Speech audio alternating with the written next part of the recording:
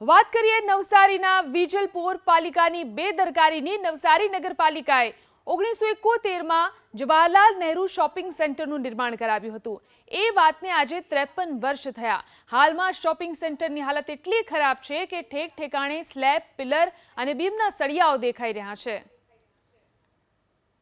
શાકભાજી માર્કેટ બી તોડીને શું કર્યું? શાકભાજી માર્કેટ જે કટલારી માર્કેટ થયું એવી રીતે આ શોપિંગ સેન્ટર બી જે છે તે તમને એને તોડીને તમે બાંધો તો પાછા એની સમય મર્યાદા આ લોકોને શું કરે એટલે ફરી વળે।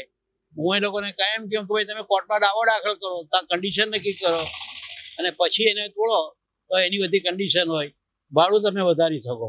પણ આ જે રીતે છે એ તો ગમે ત્યારે આખું આ સુરતનું બધું તક્ષશિલા જેવું થાય તો એમાં કોઈ નવાઈ પામવા જેવી નથી અને એ આ લોકોની ગુનાહિત બેદરકારી કહેવાય। નગરપાલિકા દ્વારા મ્યુનિસિપલ બિલ્ડિંગ અને શોપિંગ સેન્ટરનું બાંધકામ કરવામાં આવ્યું હતું અને સમયાંતરે આ બાંધકામ જૂનું થવાના કારણે એની સ્ટ્રક્ચરલ સ્ટેબિલિટી બાબતે પણ કેટલાક પ્રશ્નો ઊભા થયા હતા, જેને ધ્યાનમાં રાખીને એની ગંભીરતા સમજીને નગરપાલિકા દ્વારા સામાન્ય સભાની અંદર મંજૂરી પણ આપવામાં આવેલી છે અને સ્ટ્રક્ચરલ ઇન્સ્પેક્શન નગરપાલિકા દ્વારા ટૂંક સમયમાં કરવામાં આવનાર છે અને સ્ટ્રક્ચરલ ઇન્સ્પેક્શન થઈને એનો રિપોર્ટ આવી જાય ત્યાર પછી એ આખું શોપિંગ સેન્ટર અને મ્યુનિસિપલ બિલ્ડિંગનું રીડેવલપમેન્ટ કઈ રીતે કરી શકાય એ દિશામાં નગરપાલિકા દ્વારા કન્સલ્ટન્ટોને કામગીરી સોંપીને અગ્રતાના ધોરણે એનું રીડેવલપમેન્ટનો પ્લાન રેડી થાય એ દિશામાં પ્રયાસ કરવામાં આવી રહ્યા છે।